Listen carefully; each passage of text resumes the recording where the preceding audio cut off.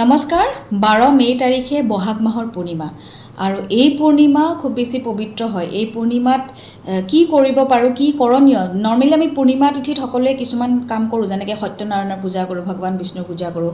গতিকে এই পূৰ্ণিমাত বহাগ মাহৰ পূৰ্ণিমাতনো আপুনি কি কৰিব পাৰে য'ত আমাৰ ঘৰত পজিটিভ এনাৰ্জি থাকে, সুখ সমৃদ্ধি বিৰাজ কৰে। কোৱা হয় যে এই পূৰ্ণিমাত যদি আমি আহঁত গছৰ পূজা কৰিব পাৰোঁ, সেয়া খুব বেছি শুভ বুলি কোৱা হয়। শনিৰ দোষ কটা যায় বুলি কোৱা হয়। আহঁত গছৰ তলত আপুনি পানী ঢালিব পাৰে, গাখীৰ ফুল অৰ্পণ কৰিব পাৰে, ধূপ চাকি জ্বলাব পাৰে আৰু এয়া কৰিলে শনিৰ দোষসমূহ নাইকিয়া হয়।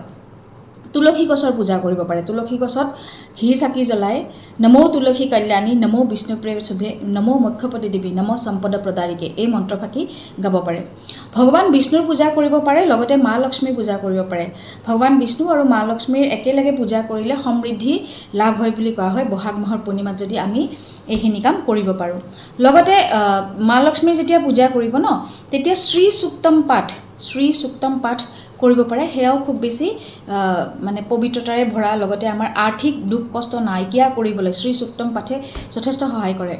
পবিত্ৰ নদীত স্নান কৰিব পাৰে এই বহাগ মাহৰ পূৰ্ণিমা তিথিটোত। যদি পবিত্ৰ নদীত স্নান কৰা সকলোৰে পচিবল নহয় বাৰু, তেতিয়া পবিত্ৰ নদীৰ পানী বা গংগাৰ পানীৰে আমি ঘৰতে স্নান কৰিব পাৰোঁ। আৰু এই স্নান কৰিলে বহুখিনি ৰোগ ব্যাধিৰ পৰা মুক্তি পোৱা বুলি আগৰ পৰাই বিশ্বাস এটা আছে। ইয়াৰ লগতে আপুনি দান কৰিব পাৰে। দান কৰাটো বহাগ মাহৰ পূৰ্ণিমাত দান পুণ্য কৰিব পাৰিলেও যথেষ্টখিনি পুণ্য অৰ্জিত হয় বুলি কোৱা হয়।